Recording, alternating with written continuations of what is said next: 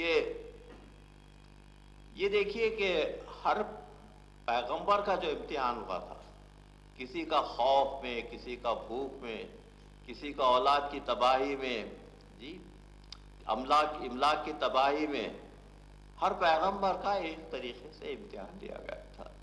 لیکن شہید کربلا کی یہ عظمت ہے کہ جتنے امتحان دوسرے پیغمبروں سے مختلف زمانوں میں لے لیے گئے، سید الشہداء پر کے سارے امتحان ایک دن میں ایک مثال، بھوک کا امتحان، پیاس کا امتحان، اولاد کی تباہی کا امتحان، املاک کی تباہی کا امتحان، یہ سارے کے سارے امتحان سید الشہداء نے ایک دن میں دی۔ تو حسین کی عظمت، اس لیے حسین کو سید الشہداء کہتے ہیں۔ حسین کی عظمت یہ ہے کہ اس عظمت اور اس قربانی کے مقابلے میں دنیا کی کوئی قربانی سامنے آ نہیں سکتی۔ حسین نے وہ قربانی دی ہے اپنی ہر چیز کی اللہ کے لیے، کہ صرف اللہ اور کسی چیز کی مجھے ضرورت نہیں ہے۔ اور ذبح ہوتے وقت جو قاتل نے جو ہونٹ ہل رہے تھے اور کہہ رہے تھے کہ یا اللہ تو نے مجھے جتنی نعمتیں دی تھی میں نے اس کی قربانی دے دی، تو اسے قبول فرما۔ قربانی دینے کے بعد فرما رہے ہیں تو اسے قبول فرما۔ تو یہ آخری الفاظ کہ قربانی دینے کے بعد اپنی قربانی پر فخر نہیں کر رہے ہیں، بلکہ کہہ رہے ہیں کہ میری قربانی کو تو قبول کر لے۔ یہ حسینی اپنی علی کا، تو یہ امتحانات کے مقامات ہیں جس سے شعور اور نفس کی بلندی ہوتی ہے، اور جتنے سخت امتحانات ہوتے ہیں اسی طریقے سے انسان کا شعور آگے بڑھنے لگتا ہے۔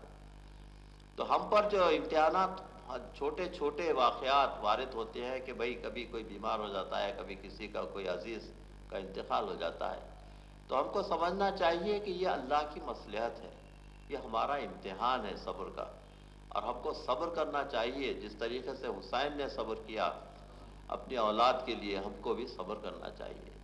کہہ رہا تھا کہ بھیا اللہ نے ہمیں یہ کر دیا، اللہ نے ہمارا یہ نقصان کر دیا، یہ ساری کی ساری چیزیں انسانیت کے بالکل خلاف بات ہے۔ انسان کو اتنی نعمتیں حاصل ہونے کے بعد یہ نہیں کہنا چاہیے، جبکہ اللہ کہتا ہے کہ میں تمہارے رگے جان سے بھی زیادہ قریب ہوں اور تمہارے ماں باپ سے زیادہ مہربان ہوں۔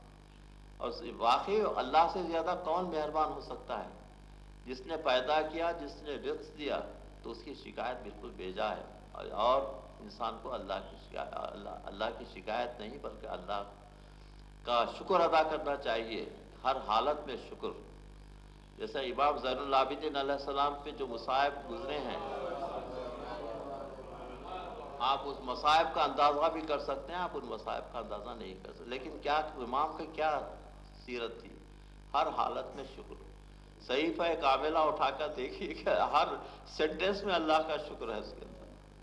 اتنے مصائب کے بعد اللہ کا شکر ادا کرنا، اور مصائب کا جو ایک مقام جو مجھے ہمیشہ یاد آتا ہے اور میں روئے بغیر نہیں رہ سکتا، وہ یہ ہے کہ توخ اور بیڑیاں جو ڈالی گئی تھی، وہاں کا گوشت بالکل ختم ہو چکا تھا اور امام کی ہڈیاں باقی رہ گئی تھی۔